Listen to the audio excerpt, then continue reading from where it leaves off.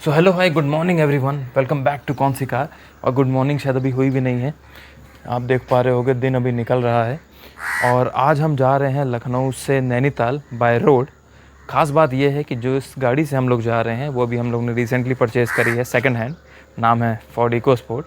खैर फ्रेंड को लोकेशन भेजी है, वो आ रहा होगा, अभी आता है तो उसके बाद चलते हैं। और ये वीडियो काफ़ी मिक्सअप रहने वाला है, एक्सपीरियंस जिसमें हम लोग हाईवे, माइलेज और अपना रफ टेरेन जिसमें हम लोग दिखाने वाले हैं अपना हिल का भी एक्सपीरियंस, ठीक है, पहाड़ों का एक्सपीरियंस बेसिकली।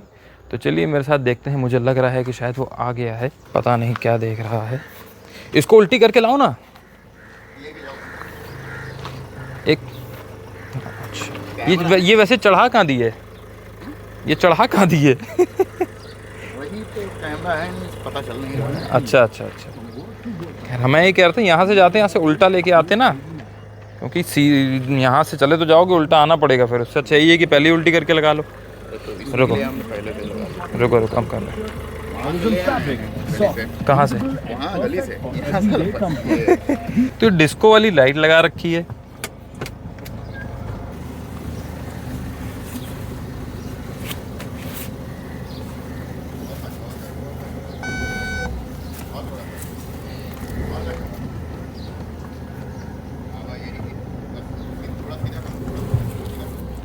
ठीक है मैं कर लूँगा। अबे कौन है पीछे टू टू बोल रहा है?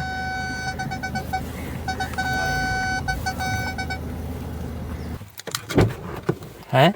5:15 बोले तो 5:15 पहुंच गए हैं। ठीक है, यू आर पंक्चुअल ना, मैं थोड़ा लेट हो जाता हूँ।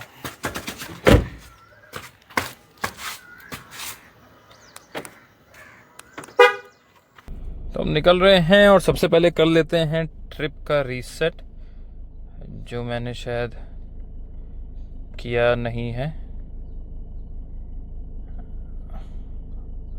ओके ठीक है, ट्रिप ओडो 0।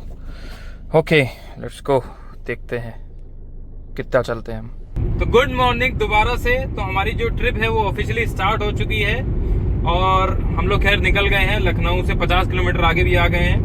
जिस रूट से हम लोग जा रहे हैं ये हमारा पड़ता है हरदोई, बरेली से होते हुए हल्द्वानी, हल्द्वानी के बाद नैनीताल। रोड खैर अभी तक तो बड़ी अच्छी लग रही है, यहाँ ज़्यादा ट्रैफिक है। और सुबह जल्दी निकलने का देखिए खास एडवांटेज भी यही रहता है कि आपको रोडों पे इतना रश नहीं मिलता है, इतना ट्रैफिक नहीं मिलता है, जो कि बहुत अच्छी बात है। हम लोग को नहीं मिल रहा है। अभी मुझे पता है यहाँ इसी रोड की, सेम रोड की 2 घंटे बाद क्या दशा होने वाली है। और उससे भी अच्छी, सबसे अच्छी आपको मैं बात बताता हूँ। कैमरा थोड़ा इधर लेके आइए और हमारी फ्यूल इकोनॉमी देखिए क्या दिखा रही है। फोर्ड, ये क्या चल रहा है? फोर्ड 30 की इकोनॉमी। फोर्ड क्या है? फोर्ड ये क्या बदतमीजी है, बाप रे बाप। अब मुझे ये नहीं समझ में आ रहा है कि डीजल हम लोग को खैर आधी टंकी से भी कम बचा है, ये डलाने की जरूरत है भी कि इसी में चलेगी। अगर 30 का इकोनॉमी देगी और DTE जो है डिस्टेंस टू एम्प्टी, अगर आप देख पाओ डिस्टेंस टू एम्प्टी इसका 246 दिखा रहा है। और आपको अगर फ्यूल का कांटा दिख रहा हो तो अभी 1 क्वार्टर भी नहीं, 1 क्वार्टर से ज्यादा बचा है। खैर 1 क्वार्टर और आधी टंकी के बीच में है। तो अगर ये दशा रही तो मुझे तो लग रहा है कि हम लोग इसी में ना पहुंच जाए। खैर फोर्ड जानी भी इसीलिए जाती थी, ये वाली गाड़ी डिसकंटिन्यू हो गई है। फोर्ड जैसे कि आपको पता है हमारी छोड़ के जा चुकी है, लेकिन अभी भी इसकी जो सर्विस है हम लोग बकायदा फोर्ड के सर्विस सेंटर में ही करा रहे हैं, ज़्यादा उसका जिनका कॉस्ट नहीं आ रहा है। ये वाली जो गाड़ी थी फोर्ड की इकोस्पोर्ट डीजल 1.5, इसका जो ड्राइविंग डायनेमिक्स है जो मैं नोटिस कर रहा हूँ, मैंने खैर बहुत बार चलाई है लेकिन मैं फिर भी एक बार दोबारा से एक्सप्लेन करने के लिए बता रहा हूँ। ये अपने ड्राइविंग डायनेमिक्स और जो इसका एरोनोमेटिक्स, एक इसका डिजाइन है, एरोनोमेटिकल डिजाइन है, उसकी वजह से ये जानी जाती थी। और तीसरा जो इसका एडवांटेज था, ये दोनों की वजह से वो और प्लांट होके चलती है। प्लांट अभी खैर स्पीड हमारी 80 पे मेंटेन है, लेकिन स्टिल अगर आप इसको 100-120 पे भी लेके जाओ तो ये बहुत ज्यादा अच्छे से प्लांट होके चलती है, जो इस गाड़ी का मेन USP था। दूसरा इसका लुक था, जो रफ टेरेन का लुक देती है। पीछे जो स्टेपनी इन लोग ने बांधी हुई है, ये आजकल की अधिकतम गाड़ियों में नहीं देखने को मिलता है। खाली थार है और गिनी चुनी गाड़ियां हैं उनमें ये सब देखने को मिलता है। खैर लेकिन फोर्ड तो जा चुकी है, लेकिन उनके ये मास्टर क्लास प्रोडक्ट अभी भी बिक रहे हैं और धड़ल्ले से बिक रहे हैं। और जो जो ले रहा है, जिनकी गाड़ी जिनको असल में समझ है वो बेच नहीं रहा है, और जो जो बेच रहा है और जो खरीद रहा है वो उसका फायदा उठा रहा है। क्या बात है। फोर्ड तो छोड़ के चली गई, लेकिन अपने कस्टमर को आज भी बराबर का मजा दे रही है।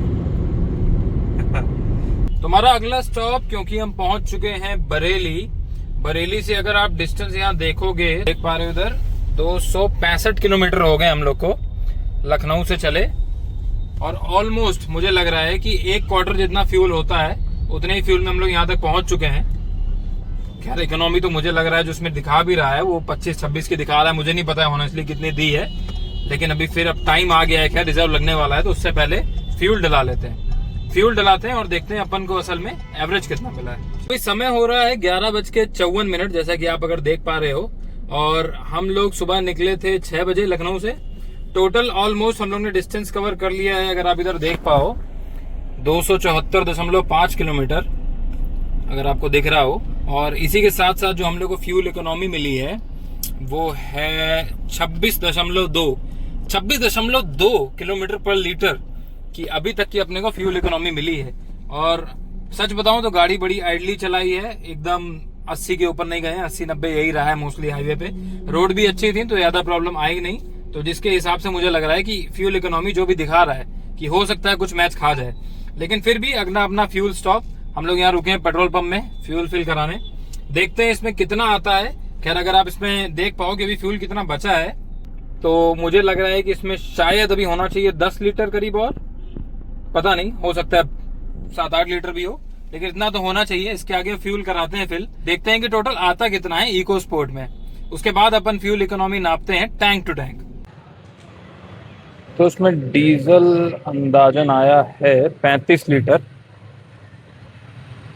ऑटो कट पे लगा है, स्टॉप हुआ है ये,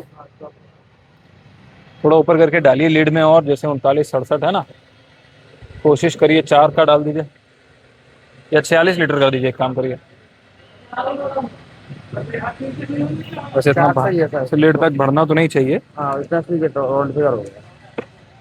कितना आया है 4000 का, 43.54। ठीक है।